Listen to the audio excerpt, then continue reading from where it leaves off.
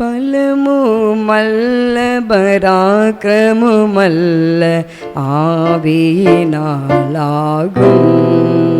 தேவ ஆவியினால் ஆகும்.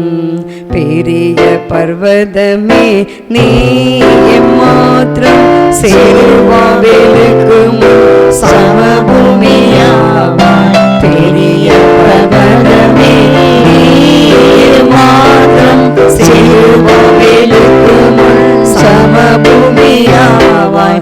தலை கரை கொண்டு வந்திடுவாயே, தலை கரை கொண்டு வந்திடுவாயே.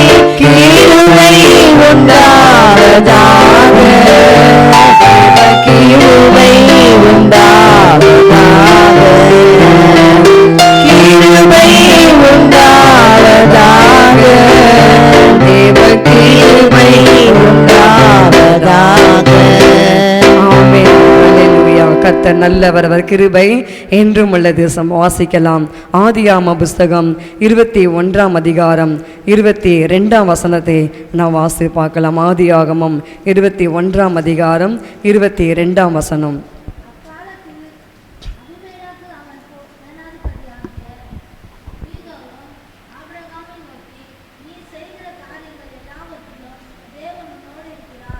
ஆமேன். ஆபிரகாமை குறித்து நாம் வாசிக்கிறோம்.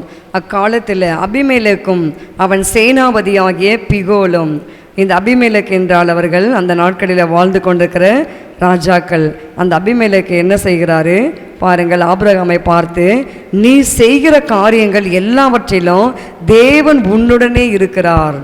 இன்றைக்கி புறஜாதியார்கள் வந்து நம்மை பார்த்து சொல்லணும், நீங்கள் மாத்திரம் எப்படி இவ்வளோ நல்லா இருக்கிறீங்க, எங்களால் சமாதானமாக சந்தோஷமாக இருக்க முடியலையே, நாங்கள் நிம்மதியாக இருக்க முடியலையே. நீங்கள் வந்து உங்களுக்கு நிறைய பணம் இல்லை என்றாலும் கூட நீங்கள் மாத்திரம் சந்தோஷமாக இருக்கிறீங்களே, சமாதானமாக இருக்கிறீங்களே என்று சொல்லி நம்மை பார்த்து இன்றைக்கு மக்கள் கேட்க வேண்டும். அப்படியாக நம்முடைய வாழ்க்கை இருக்க வேண்டும். அந்த புறஜாதியான தேசத்தில், அந்த பெலிஸ்தியர் தேசத்தில் ஆபிரகாம் வாழ்ந்து கொண்டிருக்க போது தான் அந்த ஆபிரகாமை பார்த்து இந்த ராஜா சொல்லுகிறார், அபிமெலேக்கும் உன்னுடைய சேனாபதியும் சொல்கிறாரு, நீ செய்கிற காரியங்கள் எல்லாவற்றிலும் தேவன் உன்னுடனே இருக்கிறாரே.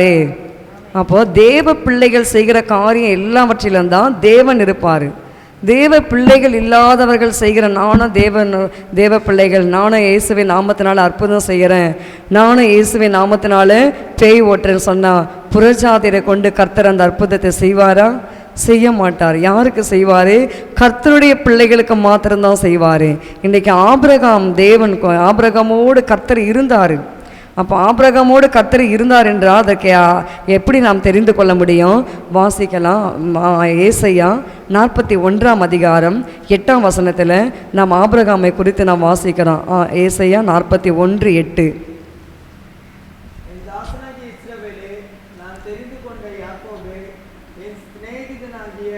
ஆபிரகாமின் சந்ததியே.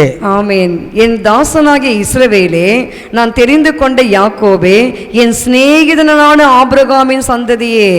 அப்போ ஆபிரகாம் ஐயாவோடு கூட கர்த்தர் இருக்கிறார் என்றால் அப்போ எப்படி நாம் தெரிந்து கொள்கிறோம்? ஆபிரகாம் வந்து தேவனுக்கு நண்பராக இருக்கிறாரு. அப்போ தேவனுக்கு நண்பராக இருக்கிறபடினால தான் ஆபிரகாமுடைய காரியங்களை எல்லாம் கர்த்தர் வாய்க்க பண்ணுகிறாரு. ஆமேன்னு சொல்லுவோமா? அதனால தான் ஆபிரகாமோடு கர்த்தர் இருக்கிறாரு.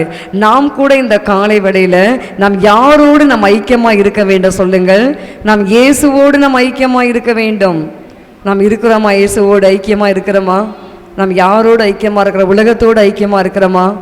இல்லை. நம்ம யோசித்து பார்க்க வேண்டும் தேவ ஜனமே. இந்த நாட்களில், இந்த கடைசி காலத்தில் நம்முடைய ஐக்கியம் யாரோடு இருக்க வேண்டும்? கர்த்தரோடு இருக்க வேண்டும்.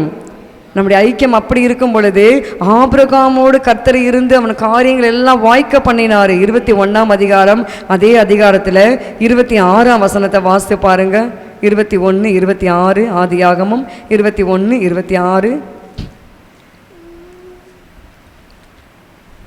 அதற்கு அபிமெலேக்கு, இந்த காரியத்தை செய்தவன் இன்னான் என்று எனக்கு தெரியாது, நீயும் எனக்கு அறிவிக்கவில்லை. இன்று நான் அதை கேட்டதே அன்றி இதற்கு முன் அதை நான் கேள்விப்பட்டதே இல்லை என்றான். ஆமேன். அதற்கு அபிமெலேக்கு, இந்த காரியத்தை செய்தவன் இன்னான் என்று எனக்கு தெரியாது. அப்போ மேலே வாசிக்கும் போது நமக்கு தெரியும். ஆனாலும் அபிமெலேக்குடைய வேலைக்காரர் கைவசப்படுத்தி கொண்ட துறவின் நிமித்தம் ஆபிரகாம் அபிமெலேக்கை கடிந்து கொண்டான். இந்த இடத்துல ஆபிரகாம் துறவு எடுக்கிறாரு.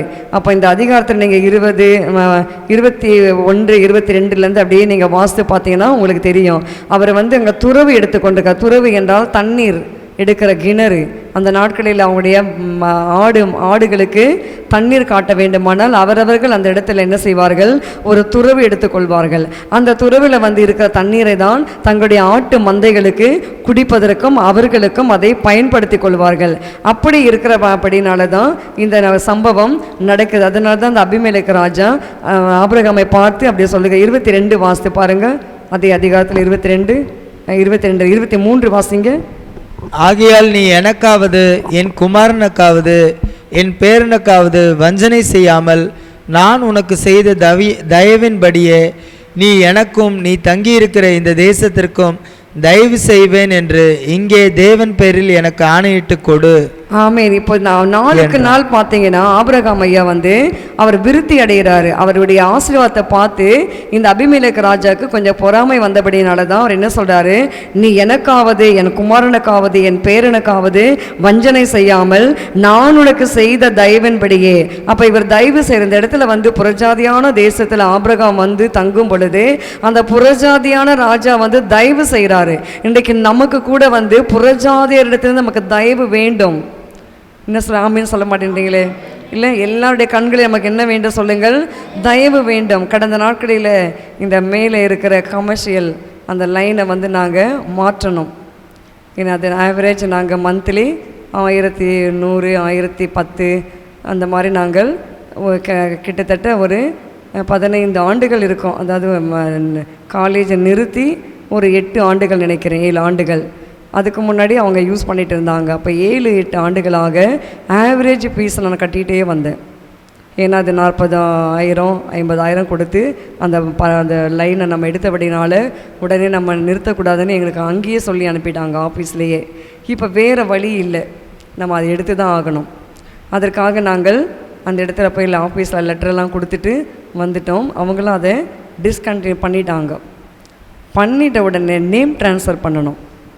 நேம் ட்ரான்ஸ்ஃபர் ஐயா பேரில் இருக்கக்கூடாது, எனக்கு நேம் ட்ரான்ஸ்ஃபர் பண்ணணும்னு சொல்லி அவங்க சொல்லினபடினால அதற்குரிய டாக்குமெண்ட்ஸ் எல்லாம் எடுத்துகிட்டு போகும்போது அப்போ அந்த மீட்ரு கட் பண்ணுற தம்பி, ஏன் அக்கா இந்த மாதிரி நீங்கள் அவசரப்பட்டு இதை பண்ணிட்டீங்கன்னு சிஸ்டர்கிட்ட கேட்டிருக்காரு. அப்போ அவங்க நான் மேலே போயிட்டு வரத்துக்குள்ளே இவங்க பேசியிருக்காங்க. உடனே தம்பி நீ நான் கிறிஸ்டியனா அப்படின்னு. ஆமாங்கம்மா அப்படின்னாரு. அப்போ என்ன பண்ணலாம்ப்பா? இப்போ நான் எல்லாம் எனக்கு மெசேஜ் வந்துச்சு உடனே. அது அந்த கமர்ஷியல் லைனை அவங்க டிஸ்கண்டினியூ பண்ண உடனே மெசேஜ் உடனே வந்துச்சு, ஒரு 2 மினிட்ஸ்லேயே. உடனே அந்த தம்பியை மீட்டரையும் எடுத்துட்டாரு. இப்போ என்ன செய்யலாம் அப்படின்னு நான் சொல்லி கேட்கும்போது, ஒன்றும் இல்லைங்கம்மா, இப்போ வாங்க அந்த அம்மா புறஜாதி, அந்த மேடம், அந்த ஈபியில் இருக்கிற மேடம் புறஜாதி மேடம் இருந்தாலும் பாருங்கள், இந்த தம்பி ரெக்கமெண்ட் பண்ணது நிமித்தம் அதை நான் உங்களுக்கு டொமஸ்டிக்காக நான் உங்களுக்கு மாற்றி கொடுக்குறேன். இந்த சிங்கிள் 3 ஃபேஸ் வாங்குறது எவ்வளோ கஷ்டம், நீங்கள் ஏன் இந்த மாதிரி பண்ணீங்க? அப்போ அந்த இடத்துல கூட பாருங்கள், ஆபிரகாமுக்கு தயவு பண்ணினது போல் இந்த ஏழைக்கு கூட கர்த்தர் ஒவ்வொரு இடத்துலையும் ஒரு ஆஃபீஸ்லேயும் ஏதோ ஒரு நன்மை செய்வதற்கு ஒரு அதிகாரியை கர்த்தர் வைத்திருக்கிறாரு. கர்த்தருக்கு மகிமையாக இருக்கட்டும், ஆமேன்னு சொல்லலாமா? கர்த்தர் நல்லவர், அவர் கிருபை என்றும் உள்ளது. அப்போ புறஜாதியருடைய கண்களே நமக்கு தயவு கிடைக்க பண்ண வேண்டும். இன்றைக்கு ரூத்து புறஜாதியான ஸ்ரீ, அந்த புறஜாதியான ஸ்ரீயாக இருந்து ரூத் வந்தபடினால அந்த இடத்துல பாருங்கள், பெரிய ஐஸ்வர்யனாகிய அந்த போவாசுடைய கண்களில் ரூத்துக்கு தயவு கிடைத்தது. இன்றைக்கு ஆபிரகாமுக்கு பாருங்கள் யாருடைய கண்களில் தயவு கிடைத்திருக்கிறது? புறஜாதியான அபிமெலேக்கு ராஜாவுடைய கண்களில் தயவு கிடைத்தபடினால அவர் கெஞ்சறாரு, ஆகையால் நீ எனக்காவது என் குமாரனுக்காவது என் பேரனுக்காவது வஞ்சனை செய்யாமல் நான் உனக்கு செய்த தயவின்படியே நீ எனக்கும் என் தங்கியிருக்கிற இந்த தேசத்துக்கு என்ன பண்ணு, எனக்கு ஆணையிட்டு கொடு, நான் என் முன்னால எனக்கு எந்த ப்ராப்ளம் வராது அப்படின்னு எனக்கு ஆணையிட்டு கொடுன்னு சொல்லி அந்த அபிமெலேக்கு ராஜா கேட்கிறார். இன்றைக்கு நம்மை பார்த்து புறஜாதியார் கேட்க வேண்டும், எங்களுக்காக ஜெபிங்க, எங்களை தயவு செய்து உங்கள் வாயினால் என்ன பண்ணாதீங்க, சபிச்சிடாதீங்க.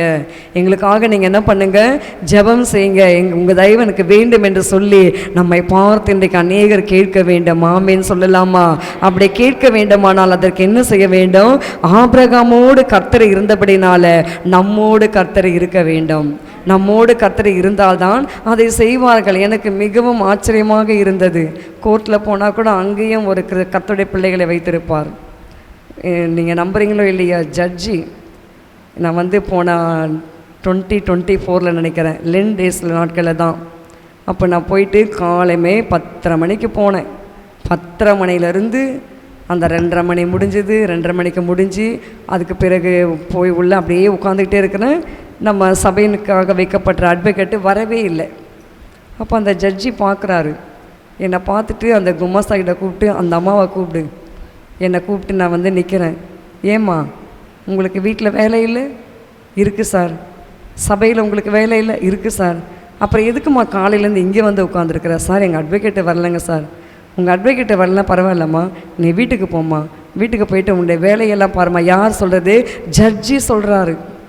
ஜட்ஜிக்கிட்ட பேச கொடுத்து கையை தூக்கி பேசவே கூடாது. அந்த ஜட்ஜி என்னை பார்த்து அந்த குமாசாவை கூப்பிட்டு அந்த அம்மாவை கூப்பிடுன்னு சொல்லி நிற்க வச்சு என்னை கூப்பிட்டு, நீ வீட்டுக்கு போம்மா, நாங்கள் வந்து பார்த்து உங்களுக்கு நல்ல அட்வொகேட் வேணுன்னா கூட சொல்லுங்கள், நாங்கள் ஏற்பாடு பண்ணி கொடுக்குறோன்னு. அதுபோல் இன்றைக்கி எத்தனை நேரங்களில் ஒவ்வொரு காரியத்திலையும் இந்த ஏழைக்கு கர்த்தர் தயவு செய்திருக்கிறாரு. ஆமேன்னு சொல்லலாமா? கர்த்தர் நல்லவர், அவர் கிருபை என்றும் உள்ளது. நாம் தேவனோடு இருக்க வேண்டும். நம்ம ஒவ்வொரு நாளும் நாம் தேவனோடு நடக்க வேண்டும். Walk with Jesus. ஏனோக்கு தேவனோடு நடந்தார், தேவனோடு இருந்தார். ஆபிரகாம் தேவனோடு நண்பராக இருக்கிறார். ஆபிரகாம் தேவனும் ஃப்ரெண்ட்ஸாக இருக்காங்க. ஃப்ரெண்ட்ஸ் கிட்ட எல்லாமே ஷேர் பண்ணிப்பாங்க. என்ன சொல்கிறீங்க? கணவன் மனைவி கிட்ட நிறைய கணவனும் மனைவியும் ஷேர் பண்ணிக்கிறத காட்டிலும் ஃப்ரெண்டு கிட்ட தான் வந்து என்ன செய்வாங்க, நிறைய விஷயங்களை ஷேர் பண்ணி கொள்வார்கள். அப்படி தான் இன்றைக்கு ஆபிரகாம் வந்து தேவனோடு அவர் ஷேர் பண்ணி கொண்டிருந்தார். அதனால தான் பாருங்கள், ஆபிரகாமுடைய கண்களில் மற்றவர்களுக்கும் தயவு கிடைக்கிறது, இவருடைய கண்களிலும் மற்றவர்களுக்கு தயவு கிடைக்கும்படியாக கர்த்தர் வைத்திருக்கிறாரு. ஹல்லேலூயா சொல்லலாமா? கர்த்தர் நல்லவர், அவர் கிருபை என்றும் உள்ளது. சங்கீத புஸ்தகம் 1-3 வரை நாம் வாசிக்கிறோம். வாசித்து பாருங்க. கர்த்தருடைய வேதத்தில் இரவும் பகலும் தியானமா இருக்கிற மனுஷன் தான் பாக்கியவான். இந்த ஆபிரகாம் கூட பாருங்க, இந்த கர்த்தருடைய வேதத்திலே அவர் அந்த நாட்களில் இருக்கிற அந்த கர்த்தருடைய கட்டளைகளை அவர் கருத்தாய் கை கொண்டு அவர் தேவனோடு அவர் ஐக்கியம் வைத்து தேவனோடு அவர் நண்பராக இருந்தபடினால தான் அவர் செய்கிற காரியங்களை கர்த்தர் வாய்க்க பண்ணினார். 1-3 வரை வாசிக்கிறோம். வாசிங்க. துன்மார்க்கருடைய ஆலோசனையில் நடவாமலும் பாவிகளுடைய வழியில் இல்லாமலும் பரியாசக்காரர் உட்காரும் இடத்தில் உட்காராமலும் கர்த்தருடைய வேதத்தில் பிரியமாயிருந்து இரவும் பகலும் அவருடைய வேதத்தில் தியானமாய் இருக்கிற மனுஷன் பாக்கியவான். அவன் நீர்க்கால்களின் ஓரமாய் நடப்பட்டு தன் காலத்தில் தன் கனியை தந்து இலையுதிராதிருக்கிற மரத்தை போல் இருப்பான். அவன் செய்வதெல்லாம் வாய்க்கும். இலையுதிராதிருக்கிற மரத்தை போல் இருப்பான், அவன் செய்வதெல்லாம் வாய்க்கும். ஆபிரகாம் செய்த காரியங்கள் எல்லாம் வாய்த்தது. எங்கெல்லாம் துறவு வெட்டினாரோ அங்கெல்லாம் தண்ணீர் வந்தது. அவர் காலத்தில் மாத்திரமல்ல, அவனுடைய மகனாகிய ஈசாக்கு அவர் நாட்களில் கூட அங்கேயே துரத்தப்படுகிறார்கள். இங்கே வெட்டாத கேரார் மேய்ப்பர்கள், நீ இங்கேயே வந்து துற வெட்டுற, இங்கே வேண்டாம், என் நாடுகளுக்கெல்லாம் வேணும் சொல்லி அங்கேயும் ஈசாக்கை துரத்துகிறார்கள். அந்த இடத்துல கூட ஈசாக்கோடு தேவன் இருக்கிறாரு, ஆபிரகாமோடு தேவன் இருக்கிறாரு. தேவன் இருந்து அவங்க செய்கிற காரியங்கள் எல்லாம் கர்த்தர் என்ன பண்றாரா, வாய்க்க பண்ணுகிறாரு. இன்றைக்கு நம்முடைய காரியங்கள் எல்லாம் கர்த்தர் வாய்க்க பண்ண வேண்டுமானால் நாம் கர்த்தருடைய முதலாவது என்ன செய்ய வேண்டும்? துன்மார்க்கருடைய ஆலோசனை நடக்கக்கூடாது. துன்மார்க்கர் நிறைய ஆலோசனை கற்றுக் கொடுப்பார்கள், இப்படி செய்யலாம் அப்படி செய்யலாம் என்று. அப்படிப்பட்ட ஆலோசனை நடக்கக்கூடாது. பாவிகளுடைய வழியில் நாம் நிற்கக்கூடாது. அடுத்தபடி பரியாசக்கார உட்கார இடத்துல என்ன செய்யக்கூடாது? உட்காரக்கூடாது. முதல்ல என்ன செய்யக்கூடாது? நடக்கக்கூடாது. அடுத்து என்ன செய்யக்கூடாது? நிற்கக்கூடாது. அடுத்து என்ன செய்யக்கூடாது? உட்காரக்கூடாது. ஆரம்ப நாட்களில் VBSல ஒரு பாட்டு கூட இருக்கு. ஒரு நடக்காதே நிற்காதே உட்காராதே தம்பி, நடக்காதே நிற்காதே உட்காராதேன்னு ஒரு பாட்டு ஆரம்ப நாட்களில் நாங்கள் VBS கிளாஸ் எடுக்கும்போது எனக்கு நல்ல நினைவு இருக்கிறது. அப்படியாக இந்த 3 காரியத்தை நாம் செய்யக்கூடாது. என்ன செய்யக்கூடாது சொல்லுங்க? துன்மார்க்குடைய ஆலோசனை நம்ம என்ன செய்யக்கூடாது? நடக்கக்கூடாது. அவங்க துன்மார்க்கமாக நமக்கு ஆலோசனை சொல்லி கொடுக்குறாங்க என்று சொன்னால் நாம் அப்படியே ஸ்டாப் பண்ணிடணும். வேண்டாம், இந்த ஃப்ரெண்ட்ஷிப் நமக்கு தேவையில்லைன்னு. அடுத்தபடி என்ன செய்ய வேண்டும்? பாவிகளுடைய வழியில் நிற்கக்கூடாது. அவங்க பாவி என்று நமக்கு தெரிந்தால் கூட அந்த வழியில் கூட நம்ம போய் கூட நம்ம நிற்கக்கூடாது. அடுத்தபடியாக என்ன செய்யக்கூடாது? பரியாசக்கார உட்கார இடத்துல உட்காரக்கூடாது. கட்டுக்கதைகளை பேசிக்கொண்டு, பரியாசம் சிரித்து கொண்டு, தேவையில்லாத வார்த்தைகளை பேசிக்கொண்டு நேரத்தை வீணடிக்கிறாங்க பாருங்க, அவங்க கூட கூட நம்ம என்ன செய்யக்கூடாதான்? உட்காரக்கூடாது. அதற்கு பதிலாக என்ன செய்ய வேண்டும்? கர்த்தருடைய வேதத்தில் பிரியமாயிருந்து இரவும் பகலும், டே அண்ட் நைட், கர்த்தருடைய வேதத்தில் எப்படி இருக்கணும்? பிரியமா இருக்கணும், இஷ்டப்படணும். சொல்லிட்டாங்களேன்றதுக்காக நம்ம வேதம் வாசிக்கக்கூடாது, நமக்கே அந்த இஷ்டம் வரணும். நான் அதுதான் பசங்களுக்கு சொல்லுவேன், நான் சொன்னனேன்றதுக்காக பைபிள் படிக்காதீங்க, நீங்களாம் எடுத்து படிக்கணும், நீங்களாம் வசனத்தை சொல்லணும். அதுதான் உண்மையான தேவ அன்பு. நம்ம சொல்லி சொல்லி, நான் குட்டிமாவை சொல்லி சொல்லி பார்த்தேன், இப்போ நான் சொல்கிறதே கிடையாது. அதனால் அது என்ன பண்ணோம்? ஸ்கூலுக்கு போகும்போது தலை சீவி முடித்த பிறகு பைபிள் எடுக்கும். ஒரு நாளைக்கு இங்கிலீஷ் பைபிள், கர்த்தர் ரத்த கோட்டைகளை மறைத்து கொள்ளட்டும். ஒரு நாளைக்கு ஆங்கில பைபிள், ரெண்டு வசனம் வாசிட்டு மூடி வச்சுட்டு போயிடும். நான் பார்த்தேன், இனிமேல் நம்ம இது சொல்லி சொல்லி எதுக்கு, என்ன சொல்கிறீங்க, நம்ம ஒருத்தரை போஸ்ட் பண்ணக்கூடாது, அந்த ஆத்துமா அதுங்களுக்காக அது வரட்டும் அப்படின்னு சொல்லி. அதே மாதிரி பார்த்தீங்கன்னா, ஒரு நாள் நீ ஆலயத்துக்காக நீ ஏன் ஃபாஸ்டிங்கே எடுக்க மாட்டேன்னு கேட்டேன். அவங்க கூட படிக்கிற பிள்ளைங்க இது போல் இருக்குது, ஆர்சி பீப்புள் போல் இருக்குது. அந்த ஆஷ் வெனஸ்டே அன்னைக்கு அந்த அம்மா ஃபாஸ்டிங்கோட சர்ச்சு ஸ்கூலுக்கு போயிட்டாங்க. எனக்கு ஜூஸ் மாத்திரம் எனக்கு போட்டு கொடுங்க, எனக்கு ஃபாஸ்டிங் அது ஸ்கூலில் போய் என்ன பண்ண போகிறேன், நீ நம்ம நீ முஸ்லீமா, நீ நோன்பு எடுக்கிறியா, நீ நான் ஆர்சியான? இல்லை அப்படிலாம் கிடையாது, என் ஃப்ரெண்டு நானும் ஃபாஸ்டிங் எடுத்து நாங்கள் ஜெபிக்க போகிறேன்னு ஒரு நாள் ஃபாஸ்டிங் எடுத்து, அம்மா இனிமேல் எனக்கு ஃபாஸ்டிங்கே வேணாம்மா, என்னால் முடியலம்மா அப்படின்னு சொல்லி வந்துட்டாங்க. அதுபோல் நம்ம ஃபோர்ஸ் பண்ணக்கூடாது. நான் பார்த்தேன், சொல்லி பார்த்தேன், அதுங்க கேட்ட மாதிரி தெரியல, நான் விட்டுட்டேன். இனிமேல் நம்ம என்ன பண்ணக்கூடாது? பைபிள் படி, நீ இது ஜெபம் பண்ணு சொல்லக்கூடாதுன்னு. இதுங்க தானாக என்ன பண்ணுதுங்க? இப்போது கொஞ்சம் கொஞ்சமாக அதுங்களாகவே செய்து கொண்டு வருகிறதுங்க. அதுபோல் இந்த இடத்துல 2ஆம் வசனம் வாசிக்கிறோம், கர்த்தருடைய வேதத்தில் பிரியமாக இருக்க வேண்டும், பிரியமாக இருந்து இரவும் பகலும் அதை தியானிக்க வேண்டும். அதுதான் ஆபிரகாம் செய்திருக்கிறாரு. அவர் அந்த மாதிரி செய்தபடினால தான் கர்த்தர் அவருக்கு என்ன பட்டம் கொடுக்குறாரு? என் சிநேகிதனாகிய ஆபிரகாமே, நீ என்னுடைய நண்பனப்பா, என் தோழி, என் நண்பன் என்று சொல்லி நம்மை பார்த்து கூட கர்த்தர் சொல்ல வேண்டும். அடுத்து அவன் நீர்க்காலின் ஓரமாய் நடப்பட்டு தன் காலத்தில் தன் கனியை தந்து எப்படி இருக்க வேண்டும்? இலை உதிராதிருக்கிற மரத்தை போல் இருப்பான். அவன் செய்வதெல்லாம் என்ன ஆகும் சொல்லுங்கள்? வாய்க்கும். இதுதான் நமக்கு உண்மையான சத்தியம். இந்த 3 காரியங்களை நாம் கடைபிடிப்போமானால், நாம் ஃபாலோ பண்ணுவோமானால், கர்த்தர் நிச்சயமாக ஆபிரகாமோடு இருந்த கர்த்தர் இன்றைக்கு நம்மோடு கூட இருந்து நம்முடைய காரியங்களை எல்லாம் வாய்க்க பண்ணுவார். நம் பிள்ளைகளை எல்லாம் கர்த்தர் என்ன செய்வார்? நம்ம கர்த்தருடைய வழியில் கொண்டு வருவார். ஆமென், அல்லேலூயா சொல்லலாமா? கர்த்தர் நல்லவர், அவர் கிருபை என்றும் உள்ளது. அடுத்து பாருங்க, ஈசாக்கோடு கர்த்தர் இருந்த அதே இன்னொரு வசனத்தை வாசிக்கலாம். சங்கீத புஸ்தகம் 37:4 வாசிக்கிறோம். சங்கீத புஸ்தகம் 37:4. கர்த்தரிடத்தில் மனமகிழ்ச்சியாயிரு, அவன் உன் இருதயத்தின் வேண்டுதலை உனக்கு அருள் செய்வார். ஆமென். அந்த ஆபிரகாம் ஐயா பாருங்க, அவருக்கு பிள்ளை இல்லை, அவருக்கு எல்லாம் இருக்குது, எல்லாம் அந்த பூமி தாங்கக்கூடாத அளவுக்கு அவருக்கு ஆஸ்திகள் இருக்குது. ஆனால் என்ன இல்லை? அவருக்கு பிள்ளை இல்லை. அந்த பிள்ளை இல்லை என்றால் கூட ஆபிரகாம் எப்படி இருந்திருக்காரு? கர்த்தரிடத்தில் மனமகிழ்ச்சியாக இருந்தார். அந்த மனமகிழ்ச்சியாக இருந்தபடினால தான் அவர் உன் இருதயத்தின் வேண்டுதல், ஆபிரகாம் இருதயத்தில் வேண்டுதல் செய்திருக்கிறாரு.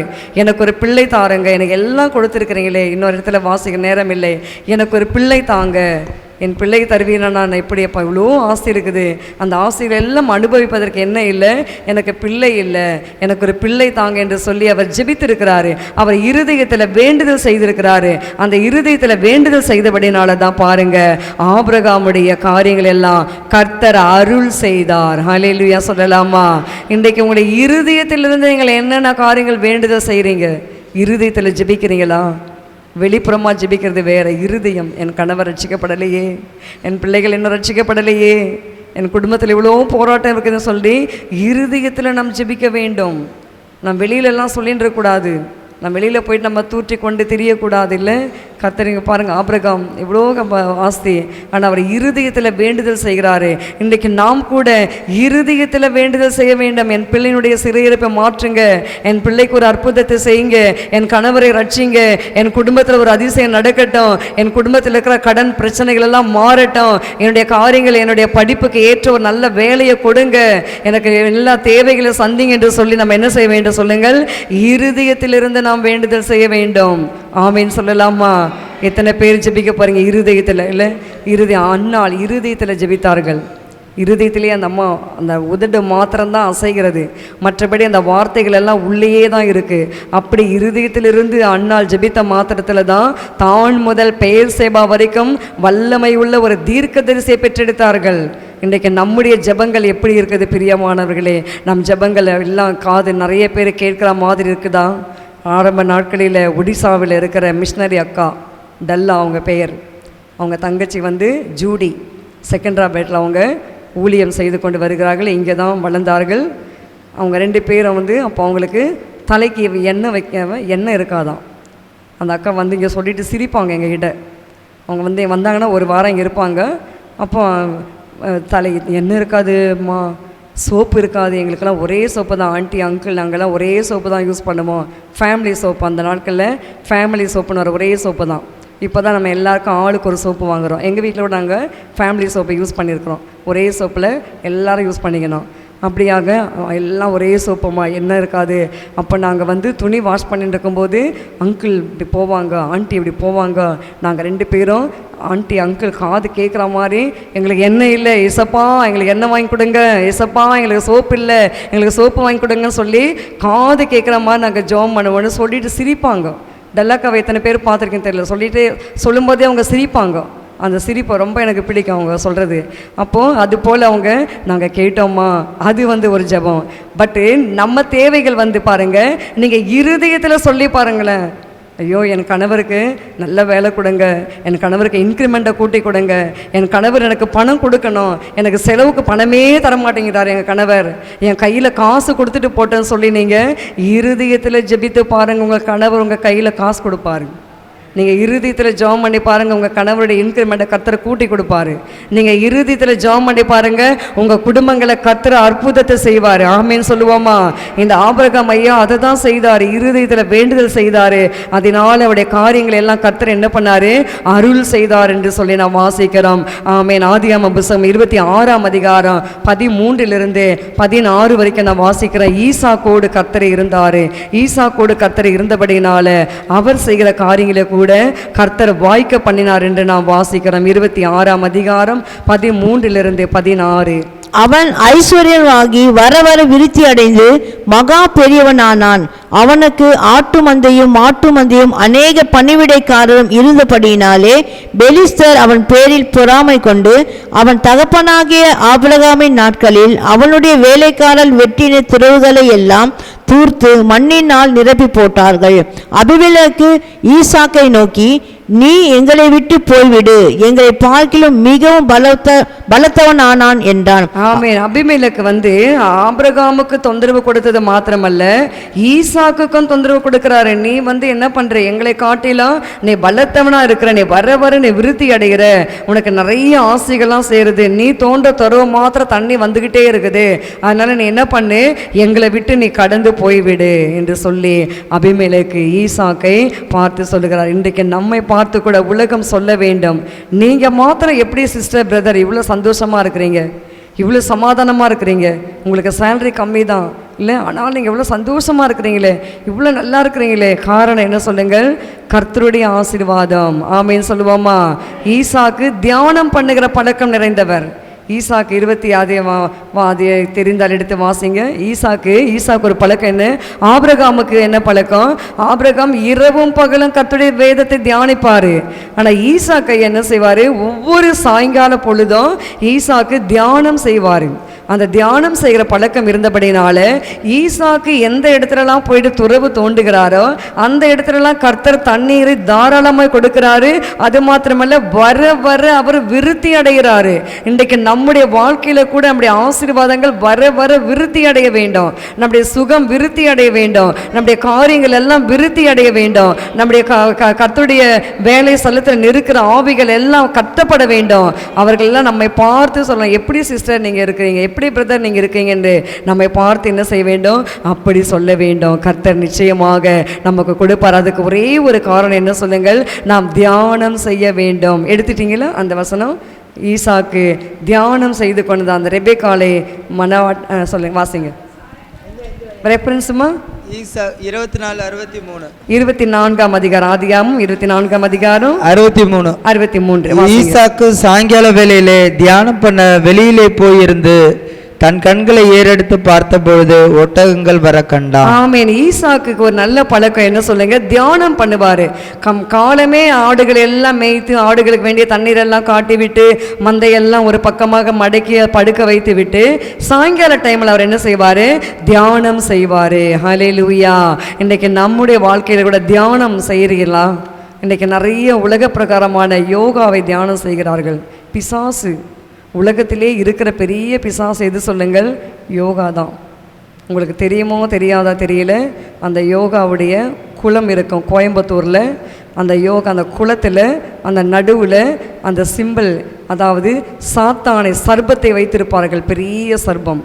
அந்த சர்பத்தை அந்த குளத்தில் அந்த சிலையை வைத்துட்டு தான் அதை மியூசிக் போட்டு விடுவார்கள். அந்த மியூசிக்கில் எல்லாரும் மயங்கி அவங்க என்ன செய்வார்கள்? அந்த சாத்தானுக்கு அடிமைகளாக மாறி விடுவார்கள். அதை தான் இன்றைக்கு எல்லாரும் என்ன உடற்பயிற்சி என்று சொல்லி யோகா செய்யுங்க.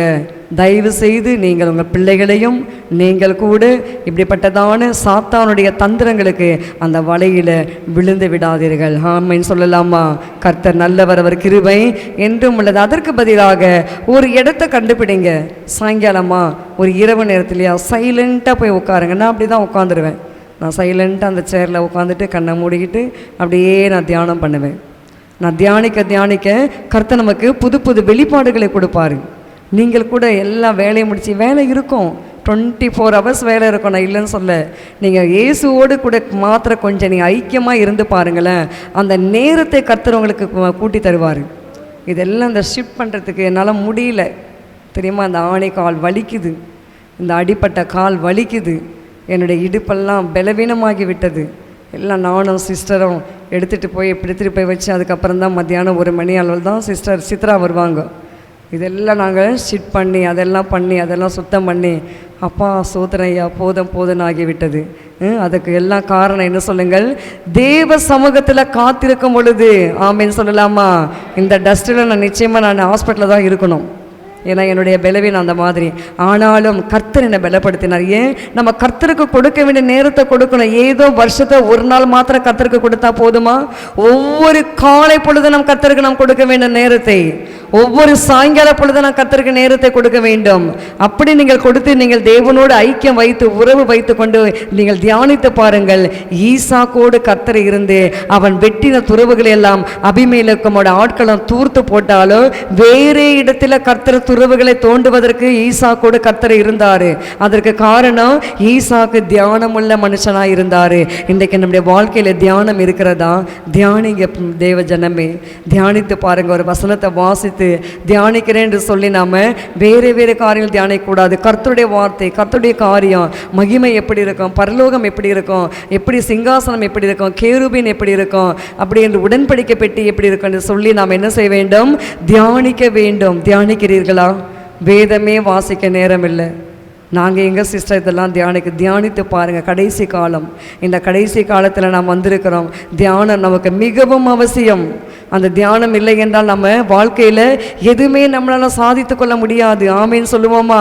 கர்த்தர் நல்லவர், அவர் கிருபை என்றும் உள்ளது. அப்படியாக ஈசாக்கு அந்த எல்லா துறவுகளையும் அடுத்த கீழே வாசிங்க. அந்த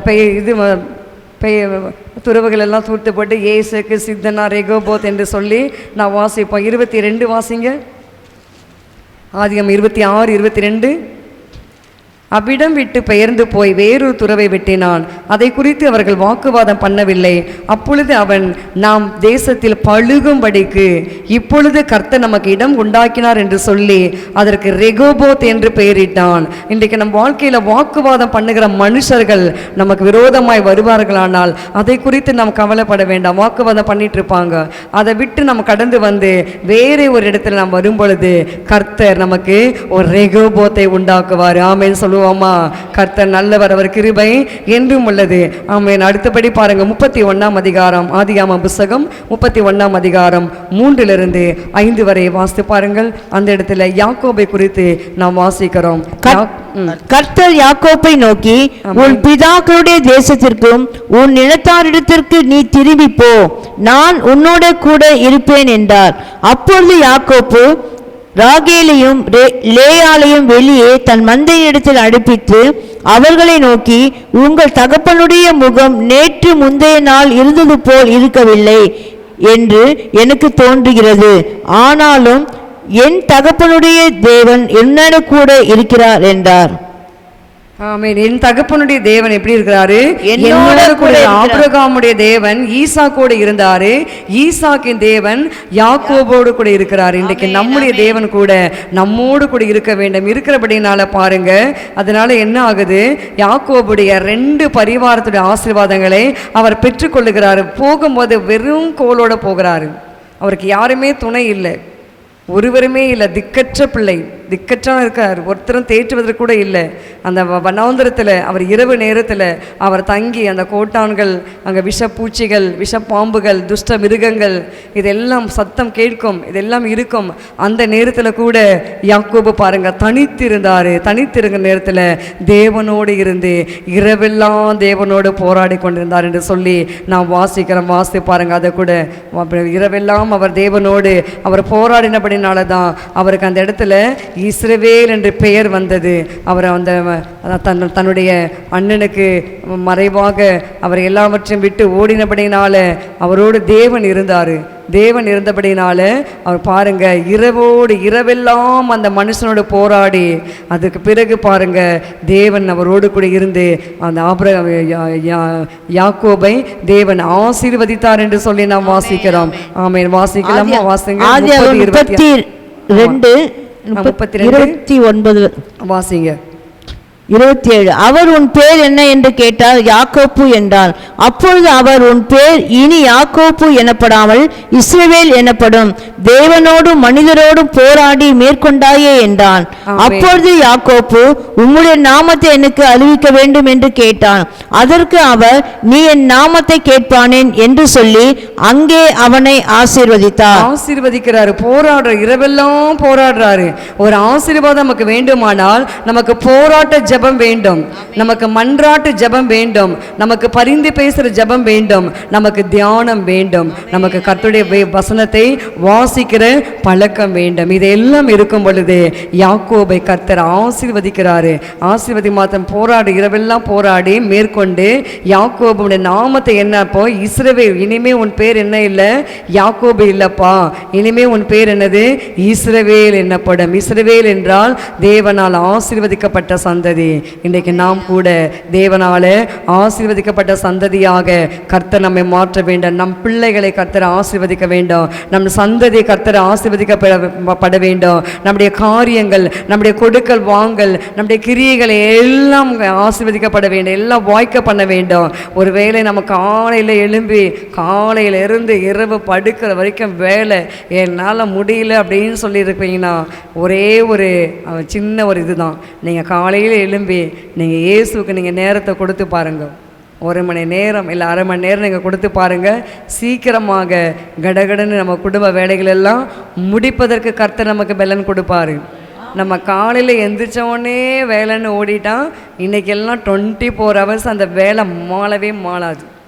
அது பாட்டுட்டு அங்கே குப்பை கிடக்கும், அது பாட்டு அங்கே துணிமணி கிடக்கும், அது பாட்டு அங்கே சாமானம் கிடக்கும். இதெல்லாம் எப்போ செய்யுது, ஏது செய்யுது ஒன்றும் புரியாது, நமக்கு அப்படியே குழப்பமாக இருக்கும். அதையே நீங்கள் தேவ சமூகத்தில் கொஞ்ச நேரம் நீங்கள் ஜெபிச்சு விட்டு அதுக்கு பிறகு நீங்கள் உங்கள் வேலைகளை நீங்கள் செய்ய வந்து பாருங்கள். கர்த்தர் உங்கள் எல்லா வேலையும் செய்வதற்கு ஐடியா கொடுப்பார், உங்களுக்கு அந்த பிளான் கொடுப்பாரு. இப்படியெல்லாம் செய், இந்த மாதிரி பண்ணு அப்படின்னு சொல்லி பிளான் கொடுப்பார். நமக்கு பிளான் முக்கியம். நம்ம எல்லா காரியத்தையுமே ஒரு பிளான் பண்ணிக்கணும். சும்மா வந்தோம் போனோன்னு இருக்கக்கூடாது. எல்லாத்துக்கும் ஒரு பிளான் இருக்க வேண்டும். இயேசு கூட பாருங்கள், கர்த்தர் கூட பாருங்கள், அவர் பிளான் பண்ணி தான் ஒவ்வொரு நாளும் ஒவ்வொன்றை அவர் உண்டாக்கினார். ஒரே நாள் எல்லாத்தையும் போயிட்டு உண்டாக்கிட்டு எப்படியாவது போங்க ஆண்டுக்கங்கன்னு சொல்லி அவர் விடவில்லை. ஒவ்வொரு நாளும் பிளான் பண்ணி ஒவ்வொன்றாக அவர் உருவாக்கினார்.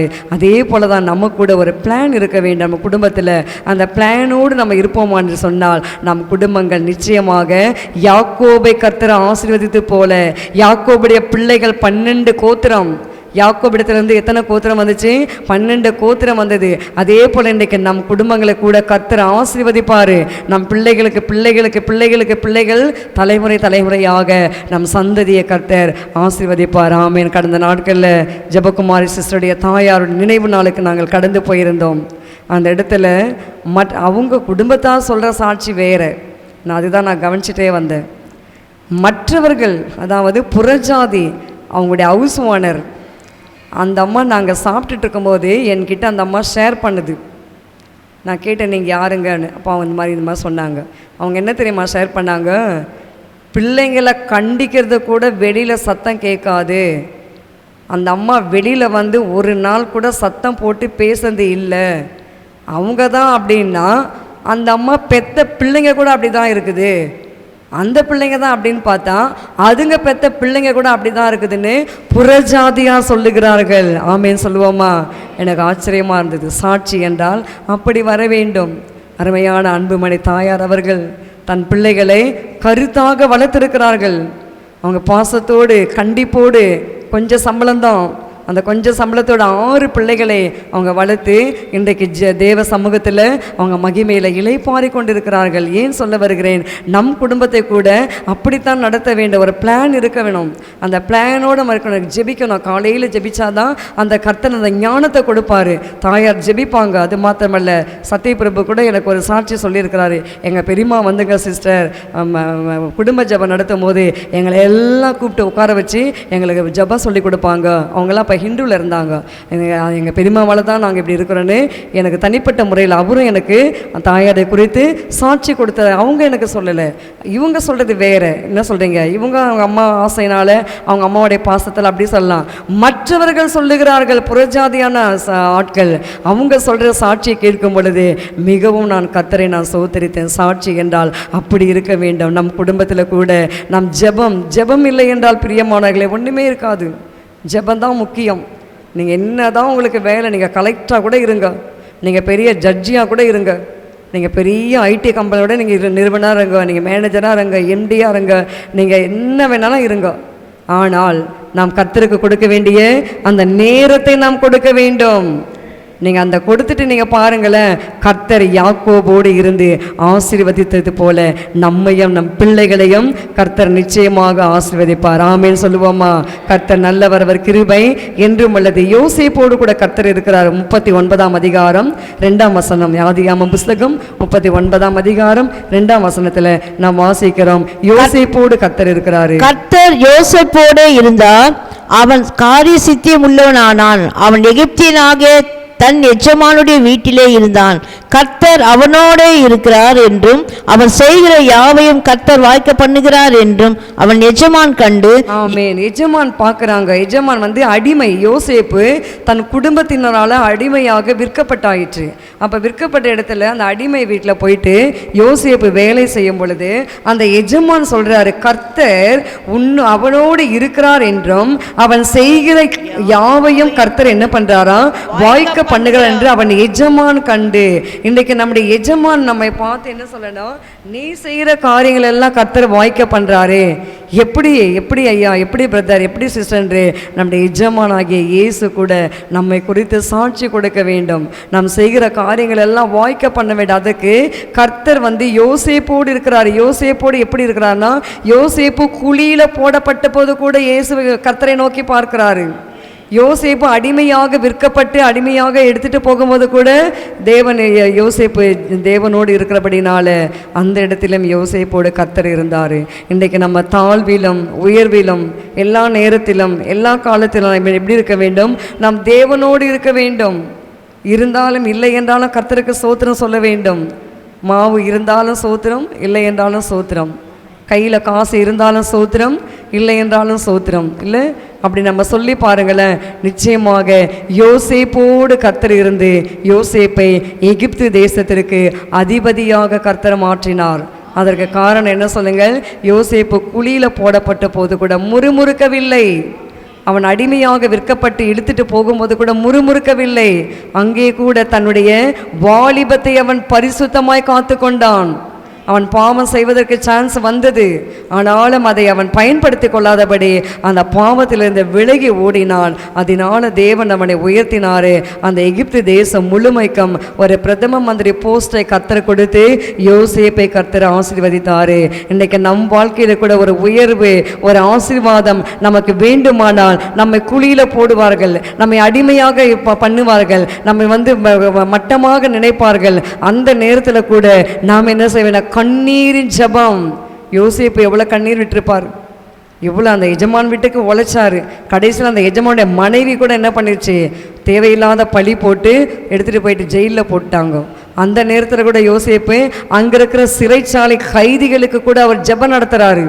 அவர் இயேசு கர்த்தரை பற்றி சொல்கிறாரு. அந்த அவருக்கு சொப்பனம் கண்டு அந்த சொப்பனத்துக்குரிய விளக்கத்தை சொல்லுவதற்குரிய கிருபை அவருக்கு இருந்தபடினால அந்த இடத்துல கூட கைதிகள் எல்லாம் யோசேப்பிடத்தில் ஆலோசனை கேட்கிறார்கள். இன்றைக்கு நம்முடைய வாழ்க்கையில் யோசேப்போடு இருந்து கர்த்தர் நம்மோடு கூட இருந்து நமக்கும் அந்த உயர்வை கர்த்தர் கொடுக்க வேண்டும். நம்ம எல்லாம் கண்களை மூடி நாம் செபிக்கலாம். நன்றி அப்பா, நன்றி ஆவியானவரே, ஸ்தோத்திரிக்கிறோம் ஐயா, துதிக்கிறோம் ஐயா. நாங்கள் கேட்ட இந்த வார்த்தையின்படி கர்த்தாவே, இந்த காலை வேளையில் ஐயா நீர் எங்களோடு கூட இருக்க வேண்டும் ஐயா. நீர் எங்களோடு கூட இருக்க வேண்டுமானால் நாங்களும் உம்மோடு கூட இருக்க வேண்டும். உம்மிடத்தில் நாங்கள் ஐக்கியமாக இருக்க வேண்டும் ஐயா. எங்கள் ஐக்கியம் பிதாவாகிய தேவனோடு குமாரனாகிய இயேசுவோடு இருக்க வேண்டும் ஐயா. ஒவ்வொரு நாள் அங்கே இருந்து கர்த்தாவே, ஆபிரகாமுக்கு உண்டானதை எல்லாம் எப்படி கர்த்தாவே மற்ற அந்த ராஜா எப்படி சொன்னாரோ, ஈசாக்கை பார்த்து அந்த ராஜா சொன்னாரோ, யோசேப்பை பார்த்து அந்த ராஜா சொன்னாரோ, அந்த அதிகாரிகள் அந்த அங்கே இருக்கிற எல்லா கைதிகள் யோசேப்பை கர்த்தாவே உன்னோடு கூட தேவன் இருக்கிறார் என்று அறிக்கை செய்தது போல எங்களை பார்த்து கர்த்தாவே பிரஜாதிகள் கூட எங்களை பார்த்து சொல்ல வேண்டும், உங்களோடு தேவன் இருக்கிறார், உங்களோடு கர்த்தர் இருக்கிறார் என்று சொல்லி அப்படிப்பட்ட வாழ்க்கை நாங்கள் வாழ்வதற்கு கர்த்தாவே அப்பா இந்த மத்தியான நேரத்தில் நீர் எங்களுக்கு அந்த கிருபை கொடுத்து நடத்துங்க. எல்லாருக்கும் கொடுங்க, எங்க சபையாரை கொடுங்க ஐயா, வாலிப பிள்ளைகளுக்கு கொடுங்க, சிறு பிள்ளைகளுக்கு கொடுங்க, முதியவர்கள் எல்லாருக்கும் கொடுத்து கர்த்தாவே நீ காத்துக்கொள்ள வேண்டுமாக நான் செபிக்கிறேன் ஐயா. காத்துக்கொள்ளுங்க, பலப்படுத்துங்க, துதிங்க, நம்ம மகிமையெல்லாம் உமக்கே செலுத்துகிறேன் இயேசுவின் நாமத்தில் பிதாவே, ஆமேன். நாம் எல்லாம் சேர்ந்து சொல்லுவோம். என் ஆத்துமாவே கர்த்தரை ஸ்தோத்திரி, என் முழு உள்ளமே பரிசுத்த நாமத்தை ஸ்தோத்திரி, என் ஆத்துமாவே கர்த்தரை ஸ்தோத்திரி, கர்த்தர் செய்த சகல உபகாரங்களையும் மறவாதே. ஆமேன். அல்லேலூயா, அல்லேலூயா, அல்லேலூயா. ஆமேன். கர்த்தர் தாமே உங்களை எல்லாரும் ஆசீர்வதிப்பாராக. God bless you. ஆமேன். மாரநாதா, இயேசு சீக்கிரம் வரப்போகிறார். ஆமேன்.